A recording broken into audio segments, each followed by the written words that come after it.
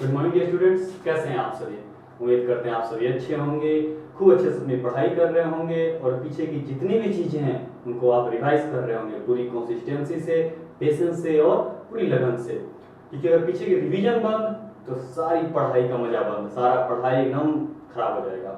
ठीक है, तो रिवीजन जितना आप पढ़िए, कितना भी पढ़िए, ठीक है, सबसे ज्यादा इंपॉर्टेंट है आपका रिवीजन। तो रिवीजन अच्छे से करते रहिए, हर चीज का रिवीजन करिए, ठीक है, तभी जाके वो चीज आपका अपना बनेगा। तो पिछले लेक्चर में हम न्यूमेरिकल किए थे, आज के लेक्चर में हम उसको आगे बढ़ाएंगे बिना कुछ छोड़े हुए और चीजों को देखेंगे क्या क्या पढ़ना है और आगे एकदम सीरीज बाय सीरीज बिना कुछ छोड़े एकदम हम लोग आगे चल रहे हैं। ठीक है, अब उम्मीद करते हैं आप सभी एकदम अच्छे होंगे और अपने परिवार के साथ खुश होंगे। तो देखिए, याद रखिएगा हमेशा एक बात कि किस्मत उनकी भी होती है जिनके हाथ में लकीरें नहीं होती। ठीक है, तो ये जो हाथ की लकीरें हैं ना, ये इंसान की किस्मत नहीं बताती है। किस्मत उनकी भी होती है जिनकी लकीरें, जिनकी हाथ ही नहीं होती। यार लकीरें क्या बात कर रहे हैं, ठीक है। तो कहने का मतलब ये है कि आप सब कुछ अपने मेहनत से होता है। वो कहते हैं ना कि शोहरत जो होती है ना, वो आसानी से नहीं मिलती, ना किसी की दुआ से मिलती है, ना किसी की बद्दुआ से जाती है। शोहरत आपकी कड़ी मेहनत की दीवानी होती है। तो इस दुनिया में शोहरत पाना है तो कड़ी मेहनत करिए। हाँ, बाकी जितनी भी चीजें हैं, दुआ बद्दुआ, वो उसके में एड ऑन करने वाले फैक्टर, मतलब और उसको इनहेंस करेंगे। लेकिन सबसे जो मूल चीज है वो है आपका कड़ी मेहनत। तो जी जान से मेहनत करिए, दिन रात पढ़िए, इतना पढ़िए कि सामने वाला देख करके ये बोले कि हाँ वो इंसान खूब पढ़ता है। जब इतना कोई कहने लगे सामने वाले देख करके मुंह बंद हो जाए, तब समझिए कि हम कुछ पढ़ रहे हैं। ठीक है, 10-10 घंटे कम से कम हर दिन 10 घंटे पढ़ाई करिए। ठीक है, 8 घंटे 10 घंटे मिनिमम 8 घंटे तो होना ही चाहिए यार 11-12 के बच्चों का। ठीक है, एक दिन सक्सेस आपकी जरूर होगी। तो एकदम अच्छे से रहिए, खूब अच्छे से पढ़ाई करिए, माहौल में एकदम इन्वायरमेंट बना करके एकदम अच्छे से माहौल को बना करके पढ़िए। ठीक है, ताकि लंबे समय तक पढ़िएगा। ठीक है, चलिए आज के लेक्चर में देखते हैं क्या करते हैं और एकदम अच्छे से हम अपनी पढ़ाई करिए साथ में। चलिए, तो आज हम लोग देखेंगे, अच्छा प्रीवियस लेक्चर्स में जब हम लोग इमर्ज लिखे थे, उस बॉल को सबमर्ज किया गया। इमर्ज में मिस्टेक होता है, सबमर्ज है वो। और दूसरी चीज जो लामीस थ्योरम है, वो 3 फोर्सेस का लगाया था, हमेशा 3 फोर्सेस को लगता है। ठीक है, चलिए तो आज हम लोग देखते हैं कि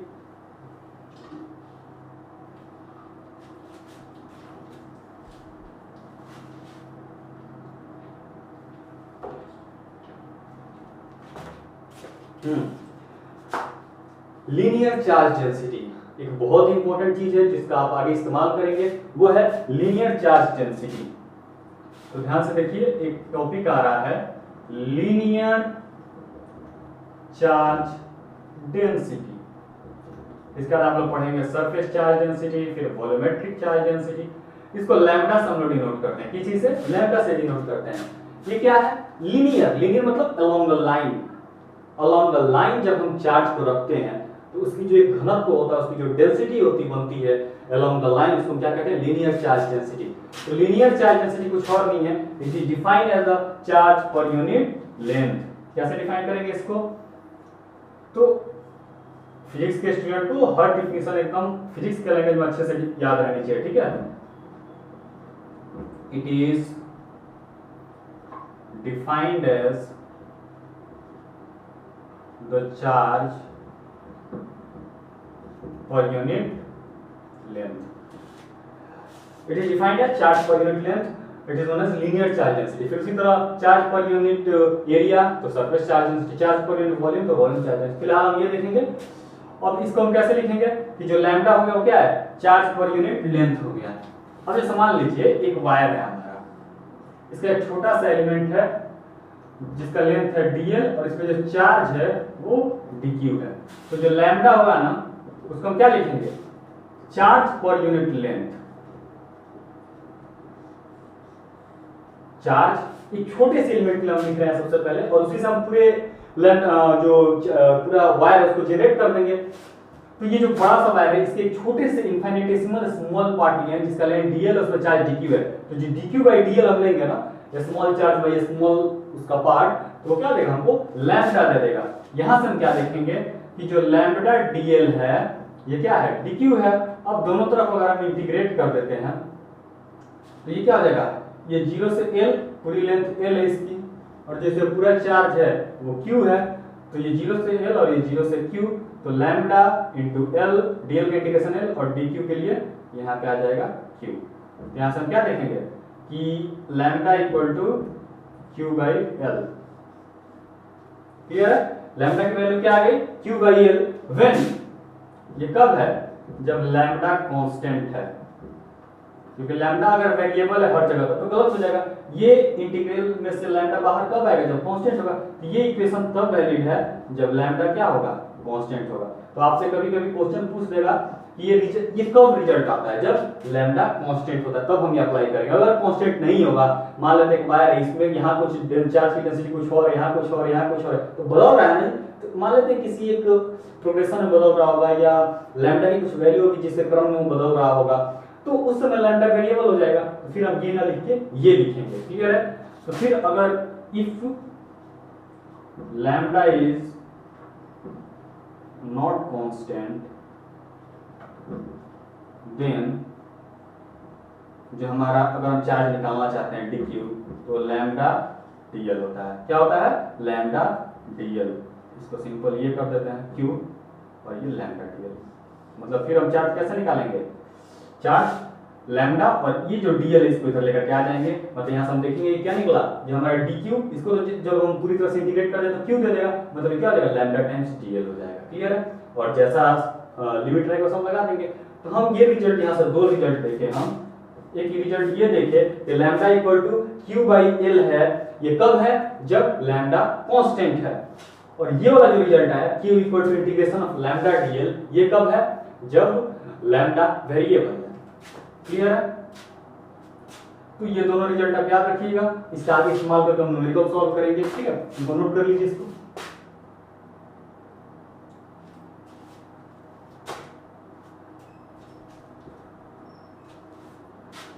चलो इससे रिलेटेड एक न्यूमेरिकल देखते हैं, बहुत अच्छा न्यूमेरिकल है। आगे याद रखिए, अब लैम्डा, सिग्मा, ये सब की चीज का हम इस्तेमाल करेंगे बहुत ज्यादा। ठीक है, इस चीज को अच्छे से समझिएगा।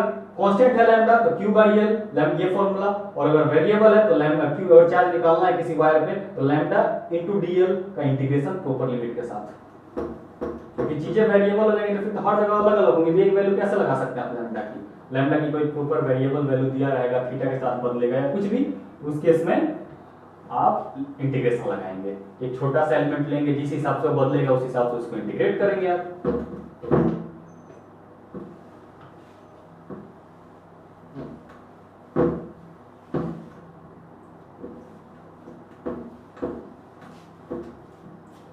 चलिए क्वेश्चन है, ध्यान से देखिए। The linear charge density of semi circular wire. Question है the linear charge density of a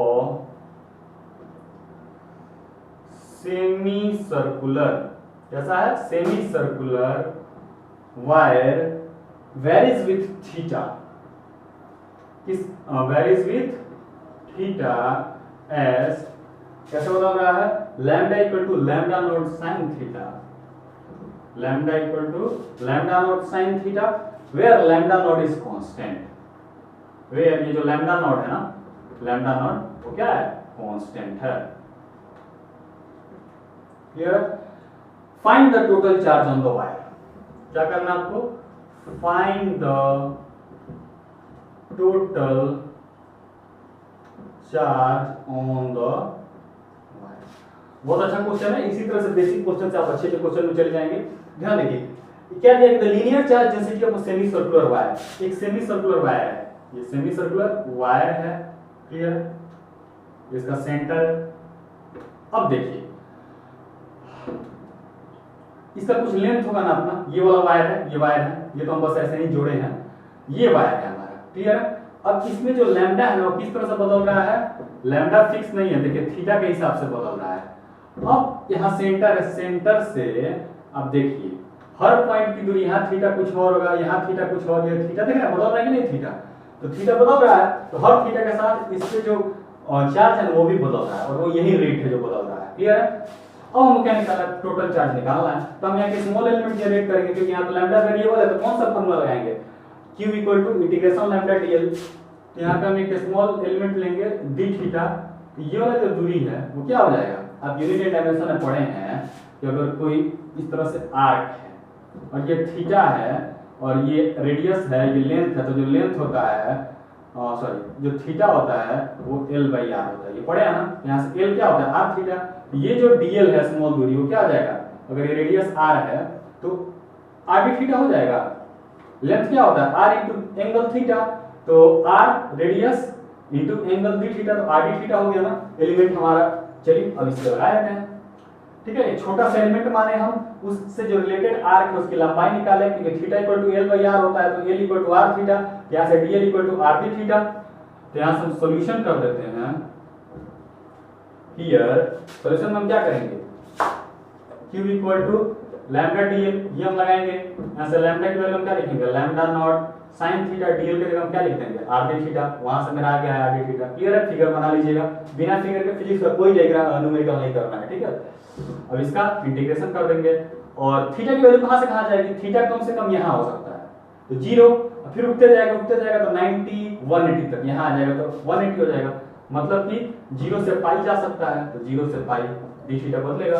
अब कांस्टेंट क्या क्या है, लैम्डा नॉट और आर कांस्टेंट है, और sin थीटा डी थीटा अंदर रख दीजिए, 0 से पाई तक इंटीग्रेशन में तो आप मान ही होंगे।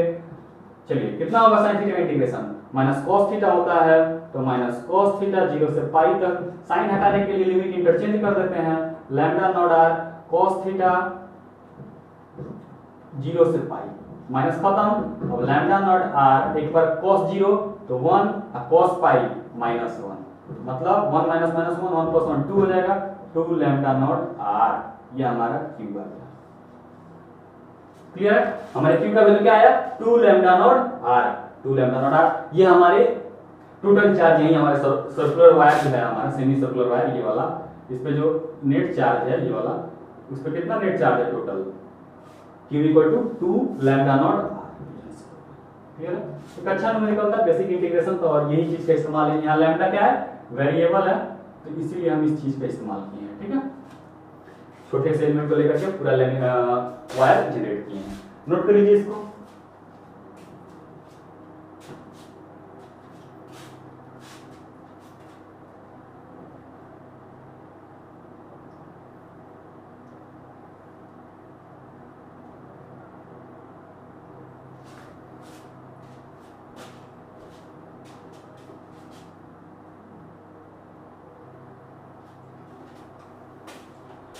देखिएगा अगला न्यूमेरिकल ये है, बहुत अच्छा न्यूमेरिकल है, ये भी अक्सर पूछता है कहीं कहीं आपको। एक यूनिफॉर्म रॉड है जिसका लेंथ L है, L नाम मान के आप इसको कैपिटल L मान लीजिए, ठीक है। कैपिटल L है मतलब ये वाला रॉड है मेरा, क्लियर है, इसका लेंथ L है।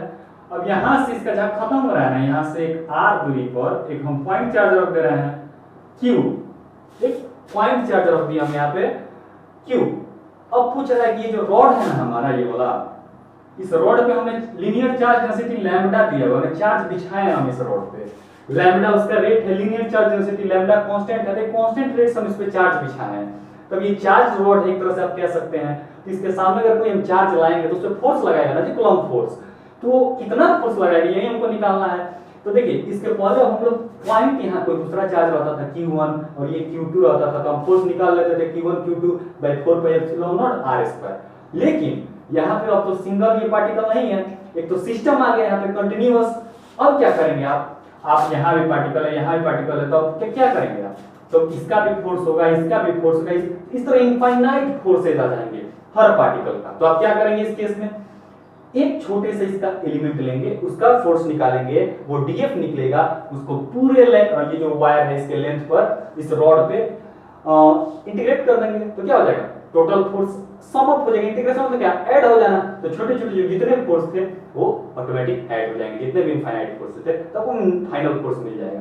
कहने का मतलब ये है कि सिस्टम में आप छोटा सा एलिमेंट लेंगे dx, यहां से x दूरी पे है ये चार्ज, अब इससे आप फोर्स निकालेंगे और उसको पूरे वायर के कारण निकाल के इंटीग्रेट कर देंगे। चलिए क्या करेंगे, हियर आप इस पे जो dq निकलेगा, dq तो कितना हो जाएगा, लैम्डा dl होता है, मतलब लैम्डा dl कितना है, dx है ना छोटा वाला लेंथ, चलिए लैम्डा dx आ गया। नाउ अब हम df देख रहे हैं, उसके कारण छोटा सा फोर्स, तो कितना होता है, पहला चार्ज इंटू दूसरा charge by 4 pi epsilon naught into distance x square.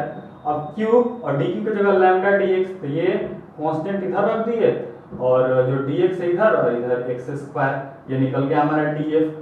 सो अब एफ की बात आई तो कुछ नहीं करना है, आपको इंटीग्रेट करना है। यहाँ dx ही बदल रहा है ना, तो dx कहाँ से कहाँ तक जाएगा, x यहाँ है तो x एक तो पूरा इस पे जाएगा। अब देखिए x एक यहाँ अगर रहेगा, ठीक है, तो अब सिर्फ यहाँ पे अगर x रखते हैं, छोटा सा पार्टिकल है तो r दूरी पे रहेगा। अब यहाँ से ये सारे पार्टिकल्स रोल में आएंगे, तो जब पार्टिकल्स की संख्या बढ़ रही तो डिस्टेंस बढ़ेगा, मैक्सिमम डिस्टेंस कहाँ तक जाएगा, ऊपर लिमिट, तो यहाँ तक r प्लस l, पहले r था मिनिमम, r पे था पहला वाला, फिर इधर बढ़ने लगेंगे हम, क्योंकि इधर से हम देख रहे हैं तो यहाँ पे r दूरी पे था, तो r पे पहला पॉइंट है, पहला पार्टिकल मान लिया, उसका यहाँ वाला पार्टिकल l प्लस r दूरी पे, तो यहाँ तक लिमिट ले लिए।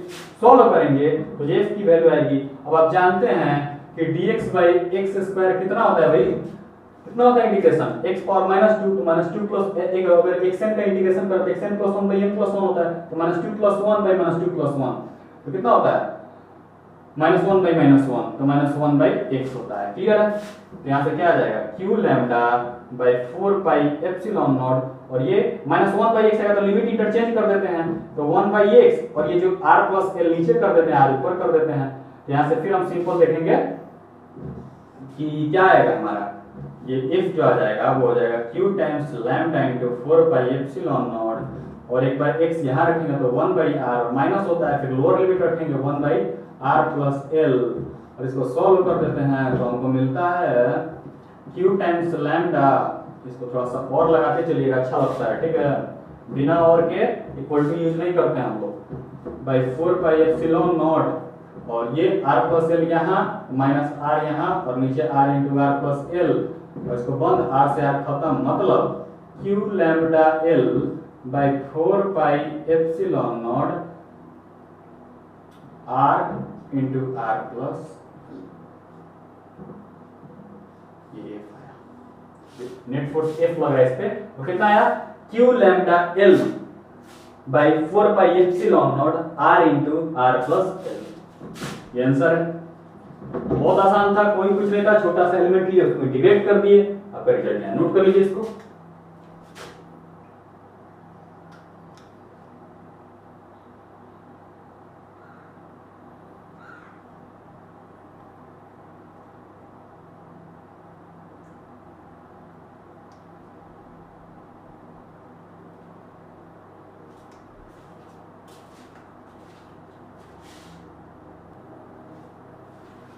ध्यान से देखिए एक चीज, यहाँ पे आप कॉलम्स का जब पढ़ते थे तो क्या लिखते थे, f equal to 1 by 4 pi epsilon naught into q1 q2 by r square लिखते थे। देखिए तो इसी से इक्विवेलेंट रिजल्ट है, 1 by 4 pi epsilon not 1 by 4 pi epsilon not r square, तो ये एक डिस्टेंस ये एक डिस्टेंस मिलकर r स्क्वायर, नीचे वाला काम खत्म, ऊपर दो चार्ज है, एक चार्ज यहाँ है, और लैम्डा इंटू l क्या होता है, लैम्डा इंटू l, ये कुल मिला जुला कर हम मल्टीप्लाई करते हैं इसको पूरा तरीके से, तो हमें चार्ज ही मिलता है, ये एक चार्ज दो चार्ज, और ये देखिए कॉलम की तरह ही है, ठीक है। तो इसका कोरिलेट करके चीजों को समझिएगा ना, तो कुछ नया नहीं है, पीछे की चीजों से ही नया वाला चीज निकला है, ठीक है।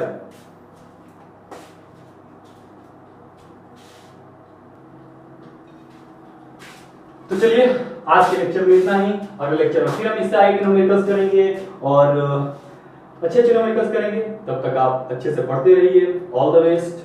और सबसे इंपॉर्टेंट चीज, अपने आप को एकदम फोकस्ड रखिए, बुराई से बचा करके, बार बार बोल रही इस उम्र में बुराई बहुत छुएगी आपको, ठीक है। तो खुद को बुराई से बचा करके रखिए, बुरी चीजों से बचा करके रखिए, और खूब अच्छे से पढ़ाई करिए, 8 घंटे 9 घंटे जितना हो सके।